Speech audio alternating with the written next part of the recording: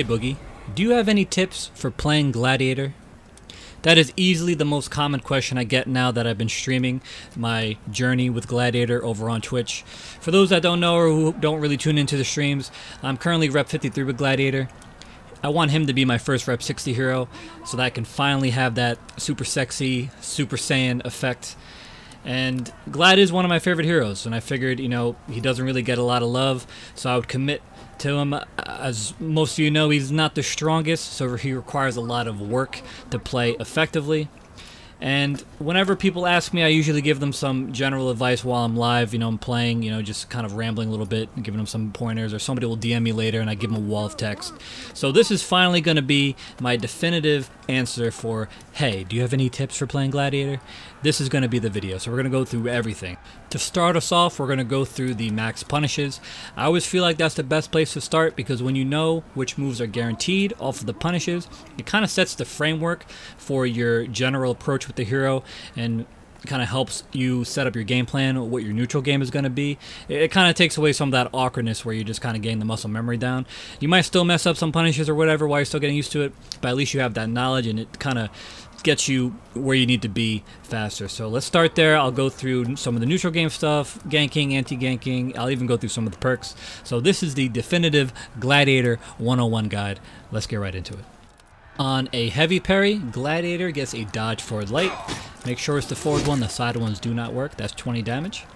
On a light parry, you get a heavy. Any direction works, it's 30 damage. And the same goes for a GB. Now, Gladiator has a skewer. You can get it from a deflect. You can hold for 2 ticks and get a dodge forward light. You just kind of cancel into it. And if you're near a wall, you can skewer, throw, and get a wall spike. You're going to want to hold for 2 ticks for both of these punishes, and the punishes remain the same whether it's a deflect or just a neutral skewer. Now those are Gladiator's kind of basic punishes, but there are a few caveats. If you get a parry on an opponent and it takes them out of stamina, you can do a toe stab before doing your punish to give you an extra 10 damage, making it a total of 40, which is pretty good. Now, I just want to have a couple notes here about the skewer. I briefly showed you during the basic punishes that you want to hold it for 2 ticks and do a dodge light or a throw. Now, the timing can get very finicky because if you hold it for too long, you no longer have the option to do any sort of follow-up, and it at most goes for 3 ticks. So this is what it looks like when you hold it for the max. You fill up all that bleed bar, but I was unable to do any sort of follow-up like the throw or the dodge cancel. So you really want to be careful because Gladiator's out-of-stand punishes, which we're about to go through now, are very dependent on stacking up additional damage with either toe stabs or the skewers. It's kind of Glad's version of a cutscene. It's, I guess, a Roman thing. So let's go through this now. This is the out-of-stand punish when you get a skewer.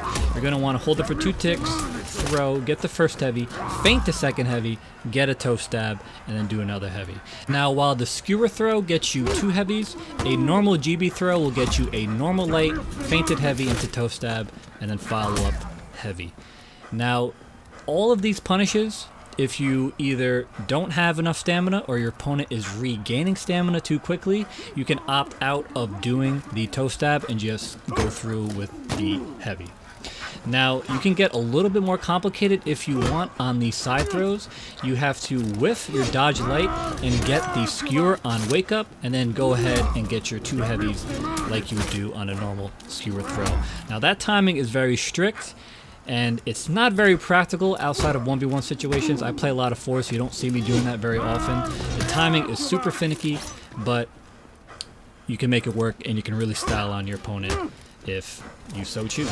And I would recommend doing what I'm actually doing now. You see how that wake up, it was a little bit too early. You are going to just want to spend a lot of time in here and getting used to that wake up. See, that time it worked out. So just kind of mess around with that timing there. Takes a lot of practice. It can be worth it in 1v1 situations. You want to get the most punish, the most damage you can get on your punishes, but you also don't want to mess up and get no damage at all. Alright, so we went over the fancy throw punishes.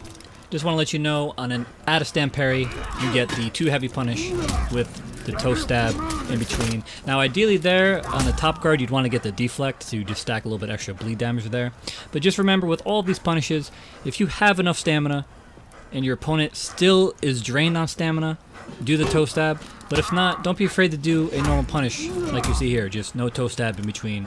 I know it's really tempting to want to set up all these extravagant cutscene-esque punishes, but make sure, because even if your opponent is, you know, like still out of stamina but close to regen, your punish will get messed up in between there, and you really want to avoid that when you could have just kind of skipped the toe stab or, you know, skewer and gotten the, you know, normal damage. Two more quick caveats with Gladiator's punishes. When he has Haymaker active in 4v4, he can get a zone off of a heavy parry, which gives him 10 more damage. And Haymaker also procs on throws, so if you get a GB near a wall, do the throw, get 10 extra damage, and you'll still get your heavy. You might as well be optimal out here. Now, Glad does have a parry counter. If you get a parry and immediately press the guard break button, you will do a little hit with your buckler.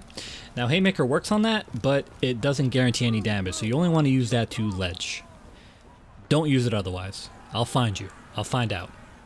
Alright, so those punishes are a lot of fun, right? You know, Mars favors you, you're getting some skewers, you're getting some toe stabs, you're doing your own version of the cutscene Centurion who, but what the hell do you do from neutral? How do you actually get to the point where you're punishing people?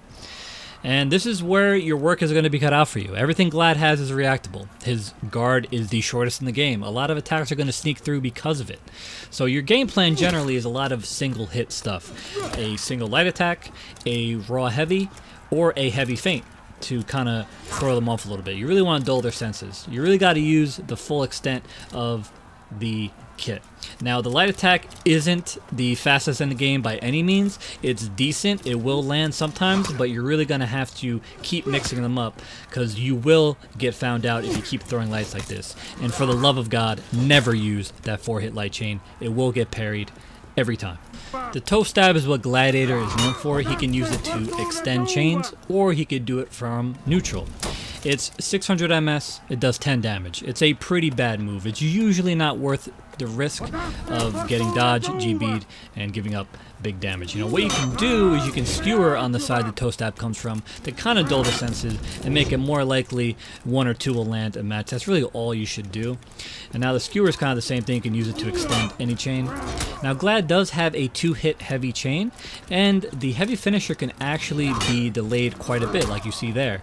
And this is actually good because the first heavy, it kind of seems like you reset to neutral, and the delayed heavy, especially if you do it from the side, can track dodges and can catch people off guard who think you're kind of done initiating the attack. So definitely something you're going to want to kind of mess around with in training mode. It can be delayed quite a bit actually, and I get quite a few people, they don't really expect to do it. And what that does is it gives you an opportunity to use that feinted heavy finisher into some more stuff. So like I said, it really comes down to being creative. You're going to want to feint a lot of skewers, feint a lot of heavies, feint into light attacks and stuff like that. Again, all this is reactable, but the idea is mixing up your opponent enough to the point where you're unpredictable. Gladiator's side dodge lights are quite slow. They do 20 damage. They don't have the greatest iframes. They can sidestep some attacks, but obviously you're never going to want to do those from neutral. The dodge forward light is actually a little bit more subtle. You might have better leeway with that when using them in mix-ups, especially when using them with the sucker punch mix-ups, which we're going to go through now. Now, instead of doing these dodge lights, Gladiator can opt to do the punch instead, which is a bit safer. Obviously, you're going to give up, you know, you're kind of eliminating the risk of a light parry there. So you can use that to kind of, you know, avoid mix-ups, knock people out of hyper armor, that sort of thing. Now, unfortunately, the sucker punches don't guarantee any damage. The most that they do is let you chain into a heavy finisher. They're not guaranteed, unfortunately. Maybe sometimes they'll hit because a stun can be a little disorienting for your opponent. But my favorite mix-up from these is actually to feint the heavy finisher and then do a same side guard neutral heavy. It catches people a lot more than you think. It looks very awkward on the receiving end of it. And you can kind of use this as the basis for a mix-up. You can kind of change direction of the second heavy. You can kind of, you know, feint that into a GB or feint the heavy into a light. So you can get a little creative there. I even feint it into a zone sometimes if I have the stamina. So the sucker punch, you can't unfortunately do it too much because, again, it's quite an easy dodge. It's easy to react to. You can kind of protect yourself by always going into the heavy finisher and maybe feinting it as well, because that way if someone tries to sidestep in GB, you can let it rip or just kind of feint and reset to neutral. But last and certainly not least, the Gladiator zone. Other than toe stab, this is probably what he's famous for. If the first part hits, it guarantees the follow-up, which is 20 damage. Easily his best opener, actually something that guarantees damage. Very rare for our boy Gladiator here. But it is quite easy to dodge now. It's not as strong as it used to be, so use it sparingly and watch that stamina.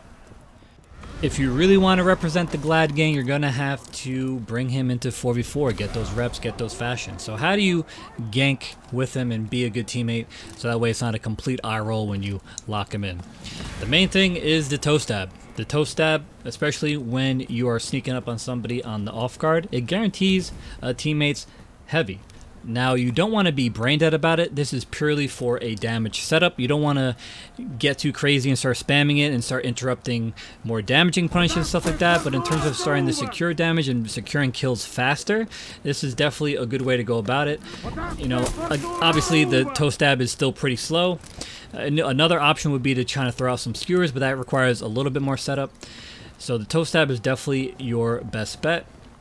If you really want to be optimal, you can do it off of block stuns to guarantee the damage. And believe it or not, you can get away with quite a few of these before you build up the revenge and get yourself easy dubs. Now, when you're the one getting ganked, you're going to have to work extremely hard.